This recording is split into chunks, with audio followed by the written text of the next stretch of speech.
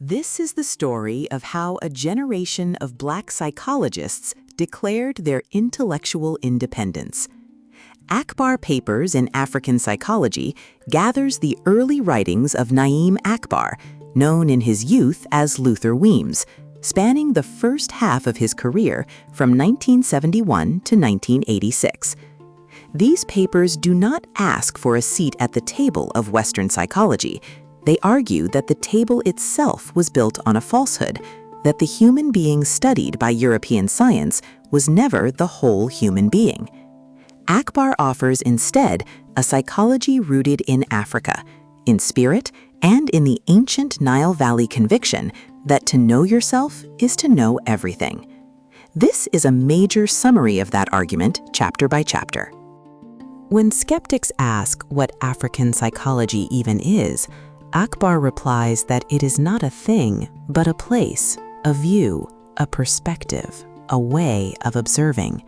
It is lodged, he writes, in the historical primacy of the human view from the land known as Africa, rooted in the prototypes of ancient Nile Valley civilization. It is at once a deconstruction of a Western science that mechanized humanity and robbed it of its soul, and a reconstruction of the truth about human potential. Africa, Akbar insists, was the first place where human beings grappled with the problem of being human. African psychology is therefore not merely about Black people.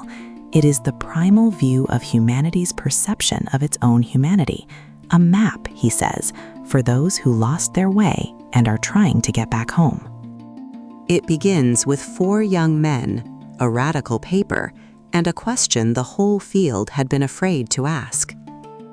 The discipline was born from conversation. In the late 1960s, Akbar and Philip McGee talked psychology as graduate students in Ann Arbor. When McGee joined Cedric Clark, later Sayed Khatib, and Wade Nobles at Stanford, those conversations became a movement. The 4 made their first joint presentation on African psychology at the 1971 meeting of the National Association of Black Psychologists in Detroit. That association, founded in 1968, had grown from the recognition that American psychology was simply inadequate to the lives of Black people.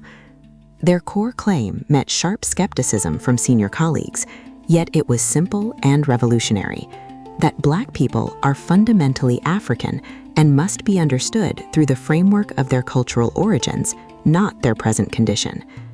They called this an intellectual emancipation proclamation, freeing Black thought from its enslaved and colonized state. The lead paper, Voodoo or IQ, opens with a definition. African psychology is a body of knowledge fundamentally different in origin, content, and direction from that of Euro-American psychologists. Akbar exposes an anomaly at the heart of Western science. It recognizes racial difference enough to build separate public policies, yet measures everyone with common instruments under a single discipline. The behavioral sciences, unlike physics, have never agreed on universal standards. Their concepts come not from objective criteria, but from the cultural experience of the scientists themselves. He singles out Arthur Jensen, who treated intelligence like electricity, defending operational definitions that serve utility rather than truth. Drawing on Thomas Kuhn, Akbar argues that every revolution in society demands a revolution in science. Most psychologists, like the scholars who once refused to move the earth from the center of the heavens, simply cannot bear to de-center the European. Akbar argues that the very questions a science asks predetermines its answers. The old Euro-American paradigm framed race as integration versus segregation, but both poles quietly assumed control by white people. African psychology shatters that frame and substitutes a new one: liberation versus control. The question is no longer whether integration is good for America, but whether America is good for Black people. He invokes James Baldwin's question from the early 60s, who wants to integrate into a burning house, asked long before Watergate and the Pentagon Papers made white corruption visible to whites themselves. Black people, Akbar writes, see things about white people that white people cannot see about themselves. Ask whether genes or environment cause Black inferiority, and you have already smuggled inferiority into the premise. African psychology, he says, is superior to Western science in the same way philosophy is superior to science, because it examines the roots that science takes for granted.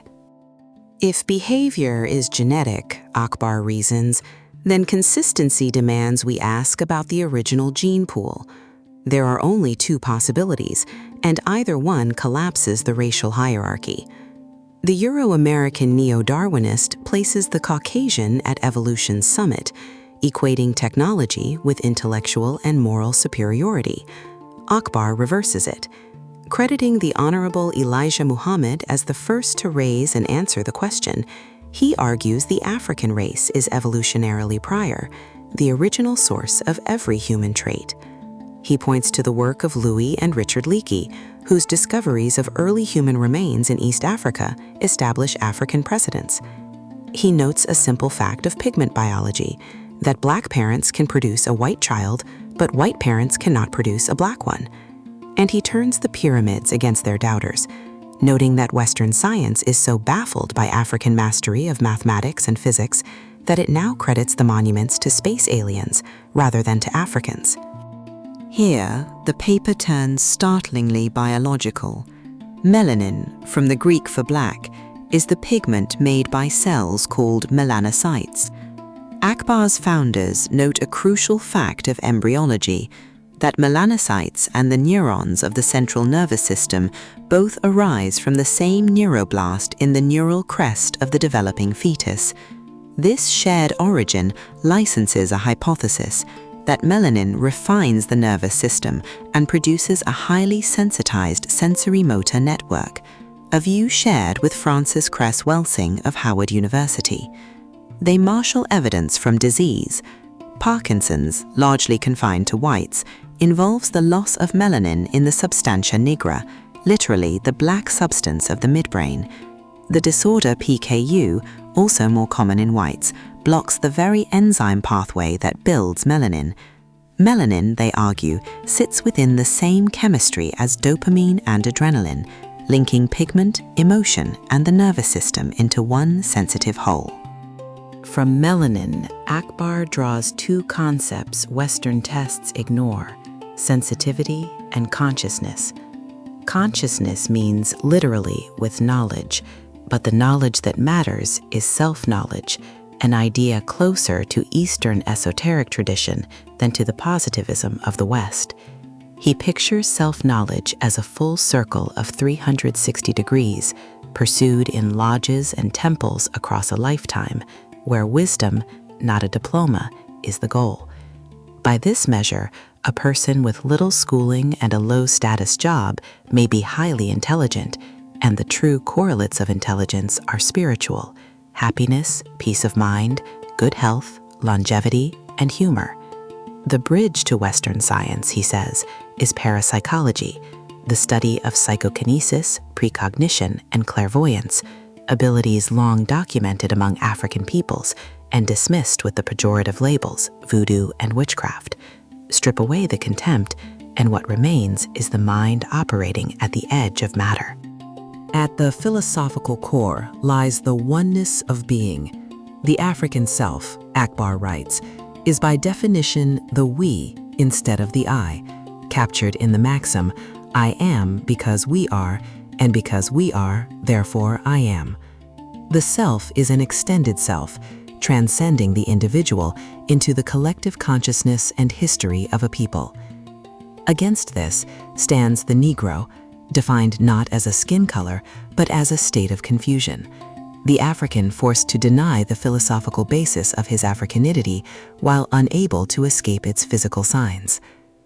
Aligning with most of the world's population, Akbar rejects Cartesian duality and accepts the human being as a divine, spiritual creature. The Black personality adjusted to the West is therefore split, a schizoid arrangement of two incompatible worlds, and its failure shows in rising suicide and depression among the middle class. The cure, he argues, is renewal of the spiritual core. If the tools of a science are bent, Akbar argues, then its findings about Black people were rigged before the first measurement. In Paradigms of African American Research, Akbar dismantles the machinery of Western inquiry. Science, he writes, is not sacrosanct. Drawing on Kuhn, he shows that a paradigm dictates what you look for, how you look, and how you use what you find. And from paradigm flows model, then method, then modality. Change the outcome, and you must change the foundation, not merely the technique. Methodology, far from neutral, is a form of systematic bias. The traditional paradigm produced the deficiency model, which labels Black and poor people culturally deprived, disadvantaged, handicapped, always by their distance from affluent whites. Worse, it samples its subjects from prisons, welfare rolls, and dropouts, then generalizes, a methodological self-fulfilling prophecy. Research, Akbar says, is an instrument, and like any instrument, its benefit or harm depends entirely on the hand that wields it. Akbar exposes the assumptions hiding in the jargon. Normative reality, the traditional paradigm holds, is the middle-class Caucasian male of European descent, and everything else is deviation. He traces the lineage of this prejudice through respectable science. Samuel Morton in 1840 measured skulls to rank the races. G. Stanley Hall, founder of the American Journal of Psychology, called Africans, Indians, and Chinese adolescent races. Carl Jung claimed the Negro lacked a historical layer of the collective unconscious. David McClelland insisted Black Americans lacked achievement drive, never noticing that the same drive correlates with the authoritarian and racist personality. William Shockley and Arthur Jensen pushed it toward eugenics.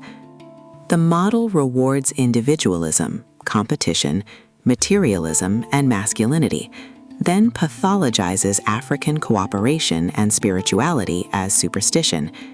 Chief Fela Sawande's verdict cuts deepest, that a man so insensitive to the non-material world that he sees the things of the spirit through the eyes of the flesh has become a victim of the forces of destruction.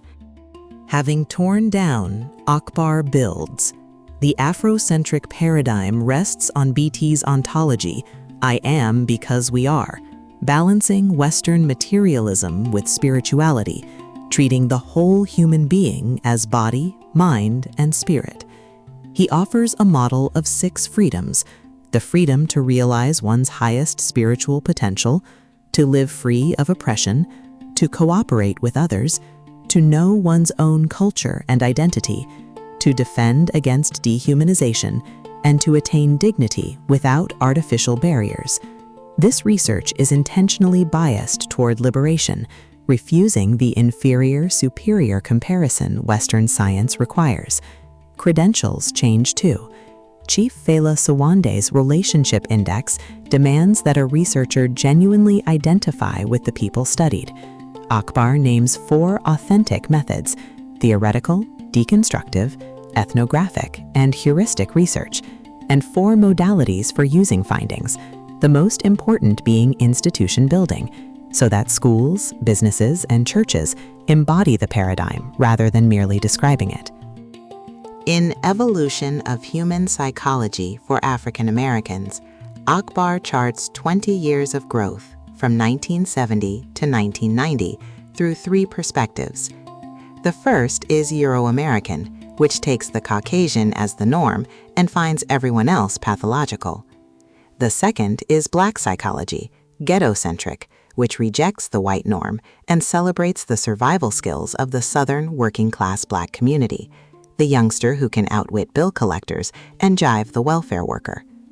But this stage, born in reaction to racism, stays trapped in comparison and can even glorify the pimp or pusher as a cultural hero. The third is African psychology, which Akbar calls nature-centric, even natural psychology. It takes the human being's nature and nature itself as the absolute standard, escaping the trap he names democratic sanity, the fallacy that the statistical majority defines what is natural. Noble's elastic family, fluid in its roles, illustrates the leap. Akbar dissects each perspective by its hidden values.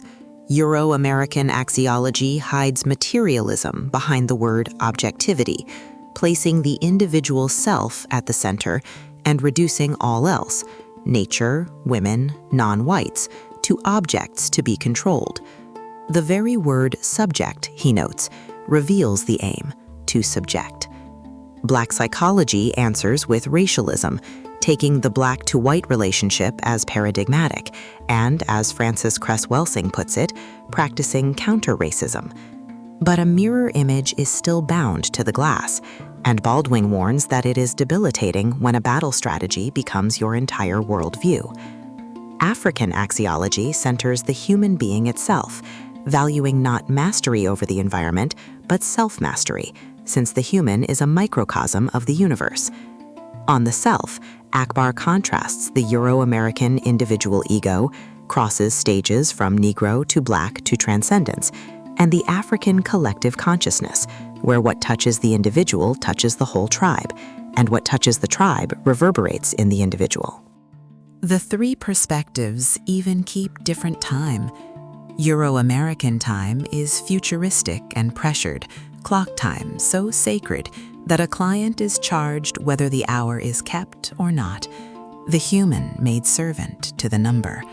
Black psychology dwells in the recent past and the oppressive present, where one becomes a victim of time. African time is circular and elastic, reckoned by events that must be experienced to be real, the future understood as already contained in the present. Their goals differ too: gratification for the Euro-American, survival for Black psychology, and collective self-affirmation for African psychology.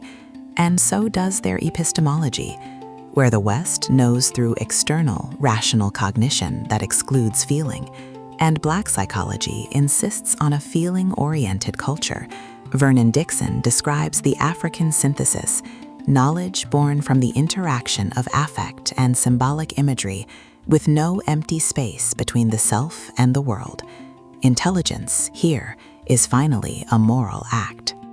To define a people's personality, Akbar argues, is to hold the power of their freedom or the instrument of their theft. African roots of Black personality begins with a principle that the origin of a thing equals its essence, which in turn defines its destiny.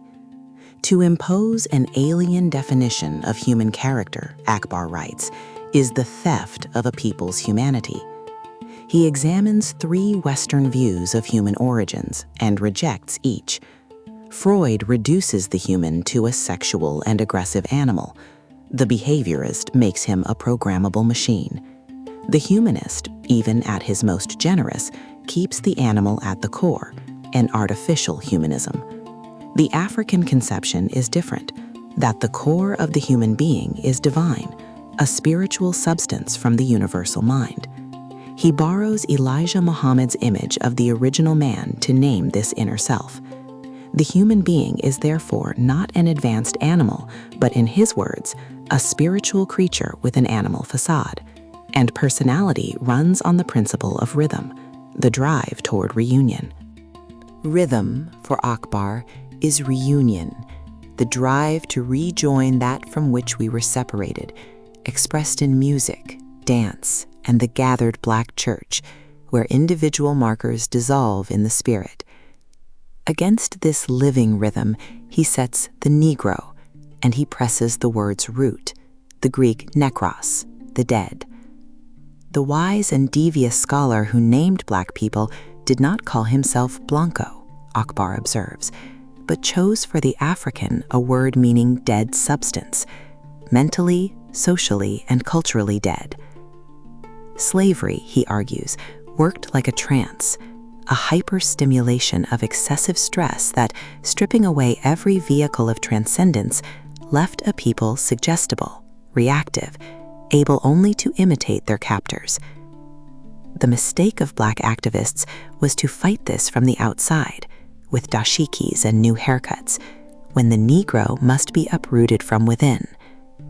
The decisive distinction is between being spirited, mere emotional arousal that kept us in mental slavery, and being spiritual, growth guided by knowledge. In Cultural Expressions of African Personality, Akbar reads everyday Black life as the survival of an African worldview.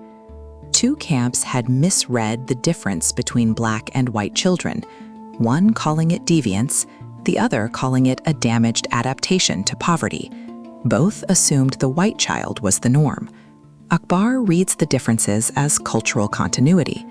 Black language is highly effective, milking an alien tongue for feeling, layering it with body language, code switching, and words whose meaning reverses with intonation, where bad means excellent.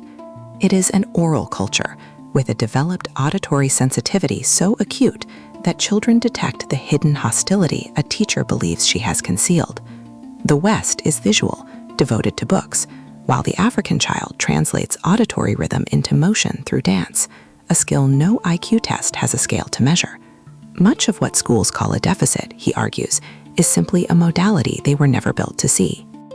The African orientation, Akbar continues, is toward people, not objects. Experience matters to the degree it touches another person, and the charisma of Martin Luther King, Malcolm X, and Barbara Jordan rides on the rhythm of the spoken word and the living presence of the griot.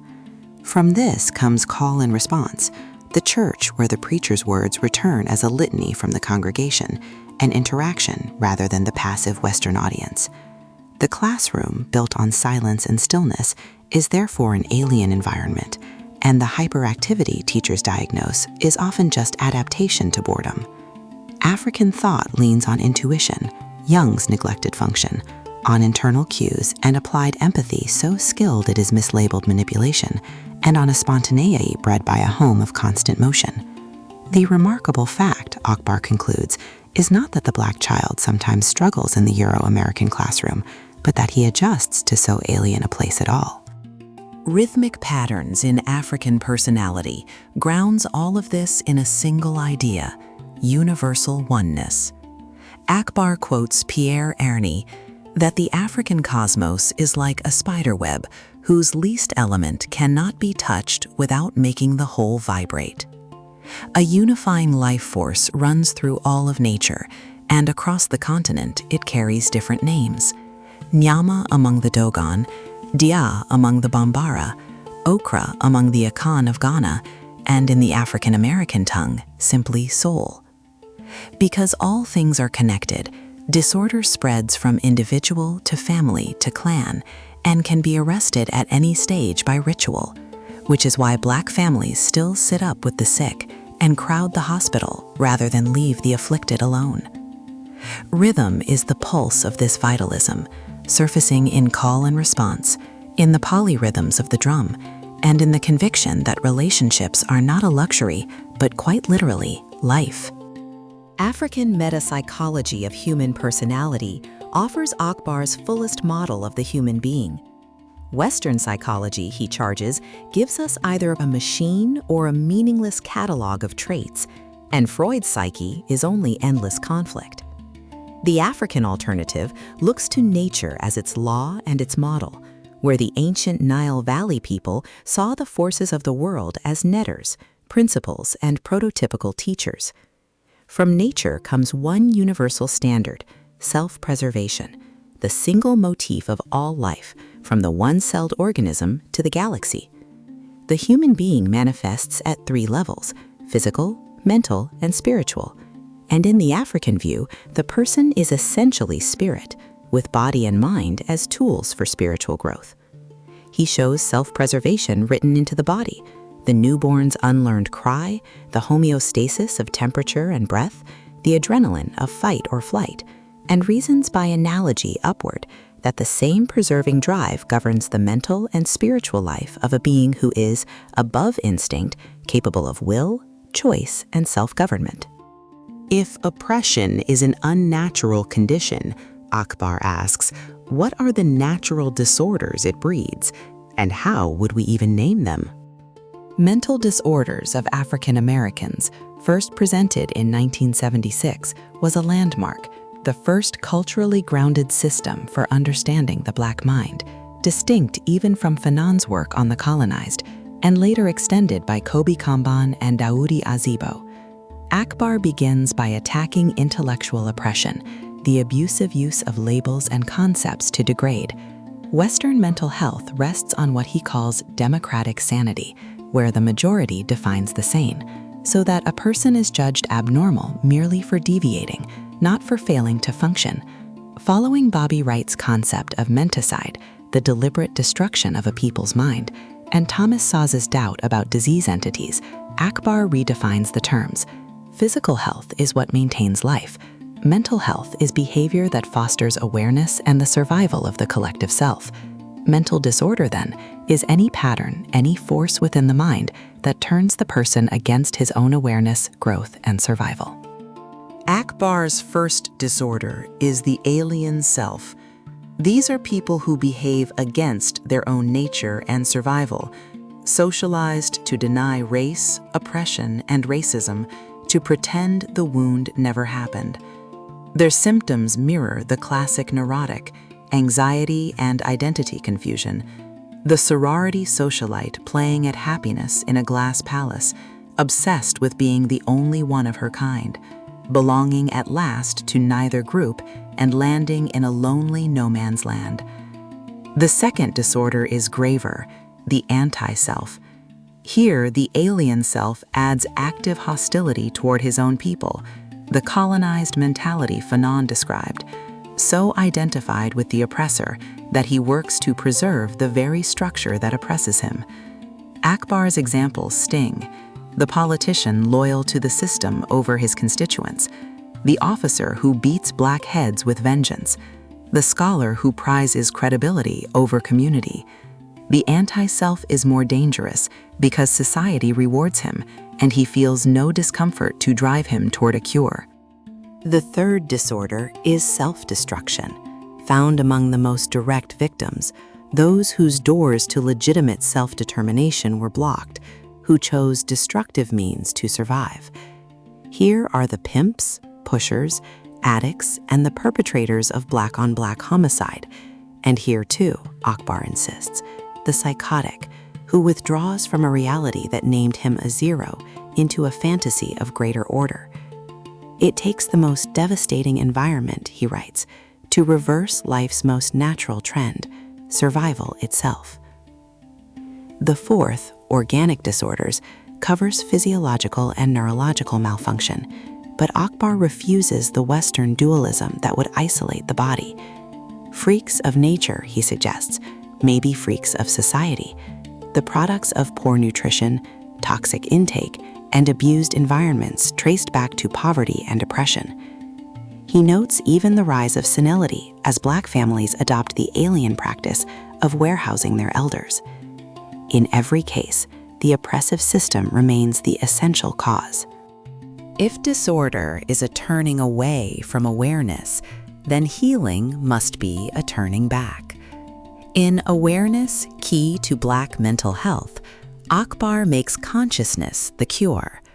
The natural human being acts in his own interest because he is aware of who he is, tact with reality, and the mind grows only as it grows in self-knowledge. To restore the Black mind is therefore to restore awareness, knowledge of one's true identity and worth, of the historical and cultural forces that shaped one's condition, and of the divine origin at the core of the self. This is not mere positive thinking, but the disciplined cultivation Akbar calls being spiritual rather than spirited. Self-knowledge, the ancient command to know thyself, becomes the single most powerful therapy, the force that can resurrect a mind taught to sleep. Akbar's boldest claim, the science of the mind, is not European at all, but African, and 2,000 years older than Greece.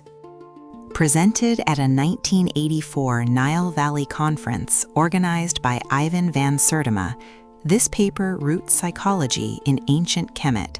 Its central thread is a word.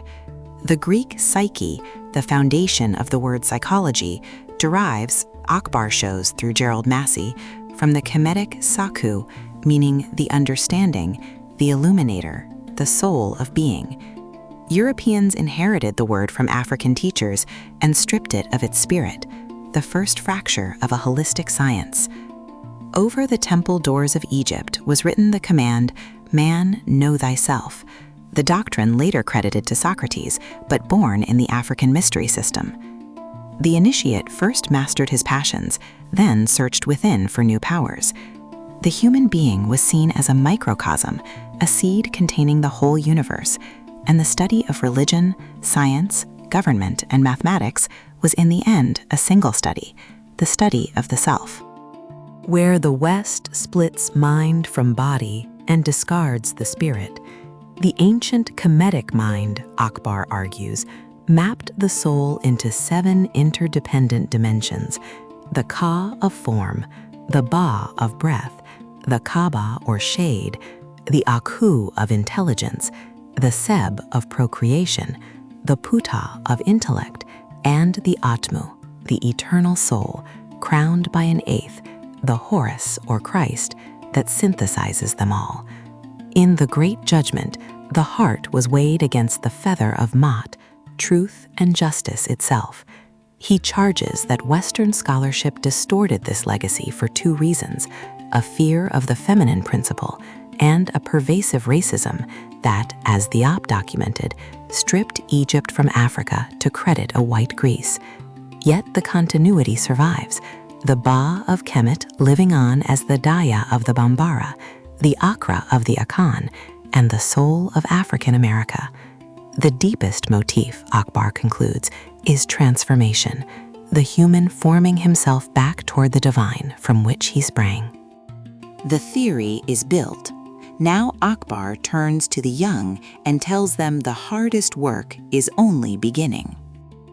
Akbar closes by placing this work in a long lineage, from the Nile Valley through the renaissances of Zimbabwe, Mali, Ife, Kumasi, and Harlem, and through voices from Garvey and Du Bois to Diop, Fanon, and Malcolm.